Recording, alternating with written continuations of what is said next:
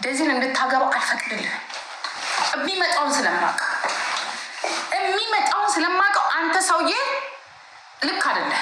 አሞራ የምትባል ሰውዬ ልክ አይደለም። ልጅ ልክ ሰውዬ አልኩኝ። ልክ አይደለም። እኔን ራሱ ልታሳብደኝ ነው። የኔ ቁስል ራሱ አስነስተ ዛሬ ወደ እኔ ቤት ራሱ ልመለስ ነው ባንተ የተነሳ።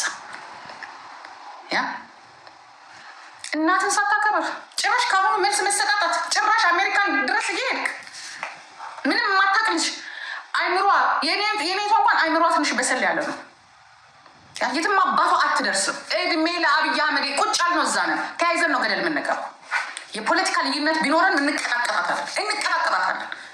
ለዚህ ነው እንዲህ ዝርግት ብዬ የምተኛው። ልጄ ላይ አንድ ነገር ቢያደርሱ አንጣጣቸው መሳሪያ ይዤ ነው አናቱ።